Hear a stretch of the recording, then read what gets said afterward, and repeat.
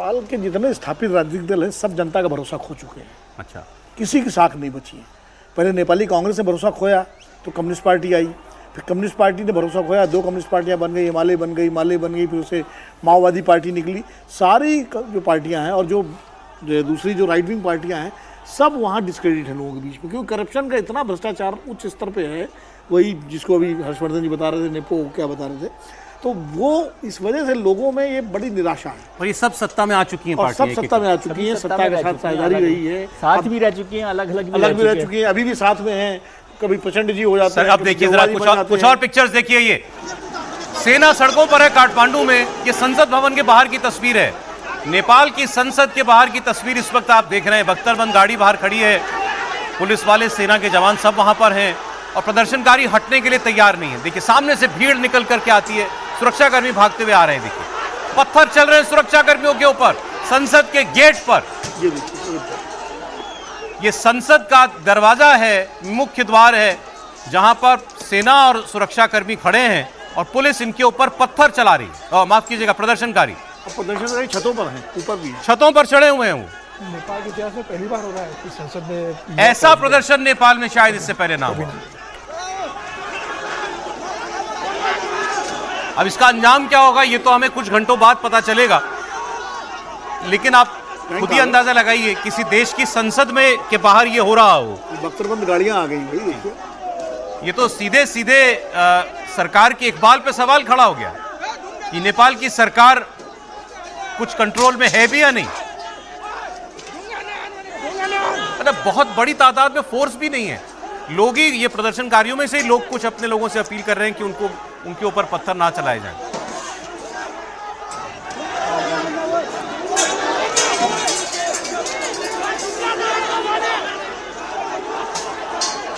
लेकिन ये एक अच्छी बात भी है कि जो लोग लीड कर रहे हैं इस प्रोटेस्ट को, भले ही कोई बहुत बड़ा चेहरा ना हो, वो ये कोशिश कर रहे हैं कि आंदोलन कहीं बिगड़े नहीं, क्योंकि सबको पता है कि एक बार आंदोलन बिगड़ गया, एक बार कहीं गोली चल गई या कुछ ऐसी स्थिति आ गई तो फिर दमन भी और फिर आंदोलन टूट जाता है। फिर जो लोग खड़े हैं आपके साथ, और मुझे लगता है कि इन लोगों को जो आंदोलन के, जिसको हम बार बार कहते हैं कि थंब रूल्स होते हैं, कि आपको इसको लंबा खींचना है तो हिंसा की तरफ नहीं जाना चाहिए, कोई भी ऐसी घटना नहीं होनी चाहिए। और देखिए इस पूरे प्रोटेस्ट में जितने लोग शामिल हैं वो अलग अलग स्टेक होल्डर्स हैं। एक तो 3 पार्टियों का गठबंधन है जो चल रहा है।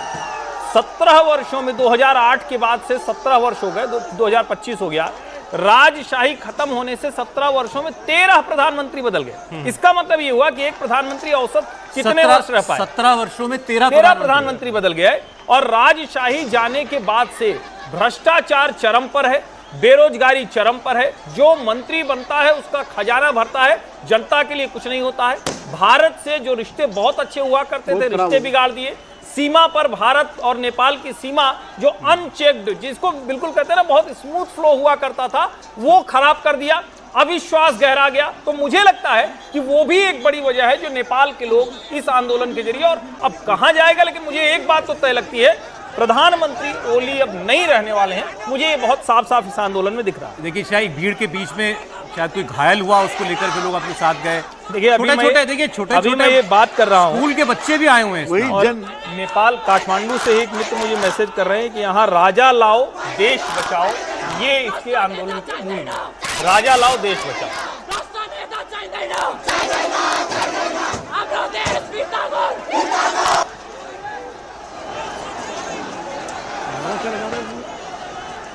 छोटे छोटे बच्चे, जेनजी जिनको कहा जा रहा है, स्कूल के बच्चे, कॉलेज के स्टूडेंट्स, ये मुख्य तौर पर इस प्रदर्शन में शामिल हैं।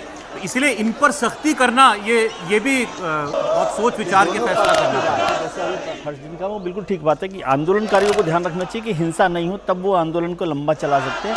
और सरकार और प्रशासन को भी ध्यान रखना चाहिए कि अगर गोलीबारी की गई, गोली चलाई गई, तो उससे भी आंदोलन बिगड़ सकता है, उग्र हो सकता है। पार्लियामेंट के जब वो गेट पे चढ़ गए सारे के सारे, क्या बचा है अब? लेकिन उसको बहुत डेलिकेटली डील करना होता है। आप ऐसा तो नहीं कर सकते गोली चला के वहाँ पर वो सब कर दे, कैसे आप उसको डील करेंगे?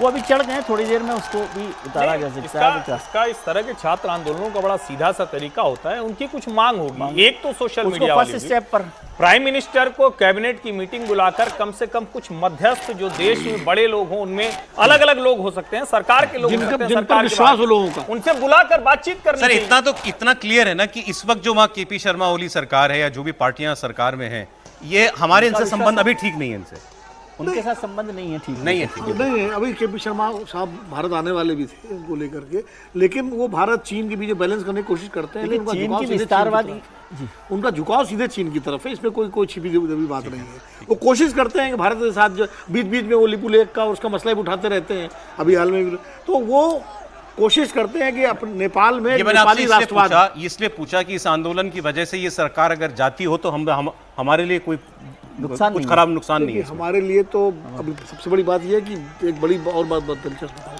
कि हमारा जो नेपाली दूतावास है उसकी बड़ी जिम्मेदारी है कि वो भारत सरकार को वहाँ की गतिविधियों से कितना अवगत करा रहा है, और क्या हम उसी तरह नज़र रखे हुए हैं जैसे बांग्लादेश में हम नहीं नज़र रख पाए। तो वो ये भी एक चुनौती हमारे एस्टेब्लिशमेंट के सामने है कि नेपाल की घटनाओं पर पूरी तरह से नज़र रखनी पड़ेगी कि चीज़ें हम हाथ से निकलने न पाए। ये जो नारा लगा रहे थे हमारो देश फिरता कर, इसका मतलब हुआ हमारा देश हमको वापस करो, हमें हमारा वो पुराना देश चाहिए। और इसको अगर हम दूसरे तरह से समझे तो राजशाही चाहते हैं, और ये बहुत दुर्भाग्यपूर्ण है कि एक देश में लोकतंत्र 17 वर्षों में ही इस गति में वहां के नेताओं ने पहुंचा दिया कि आज फिर से राजशाही की वहां जरूरत पड़ी। इसको दूसरे तरीके से समझे कि चीन की जो विस्तारवादी नीति है, चीन का जो एक्सपीरियंस जो प्लान है, जो नेपाल में लगातार वो दखल, उसके खिलाफ भी वहाँ के लोग खड़े हुए, उसका फेलियर है, उसका फेलियर है। चीन की एक राजदूत बहुत चर्चित हुई थी, जो सारे नेताओं से उनका मिलना, पीआर उनका जो है बड़ा स्ट्रॉन्ग था, उसको लेके बड़ी चर्चा थी। एक तो बताऊं, नेपाली मानस जो है वो किसी भी विस्तारवाद के खिलाफ है, वो अमेरिकन प्रभाव के खिलाफ भी था, चीनी प्रभाव के खिलाफ भी है। ठीक। समीर जी, अंत में कुछ इस तस्वीर पर कुछ कहना है आपको? क्या लगता है आगे अंजाम इसका? मुझे लग रहा है कि बहुत विकट स्थिति नेपाल में उत्पन्न हो गई, और किसी भी तरीके से दमनकारी सरकार कुछ कर नहीं पाएगी इसके अंदर, क्योंकि युवा है, देश के युवा है, सेना भी ना गोली चलाएगी ना पुलिस गोली चलाने वाली है। सरकार के हाथ से निकल गया, बिल्कुल सरकार के हाथ से निकल गया। बस अभी देखना है कि सरकार कितने जल्दी इनके साथ समझौता करती है।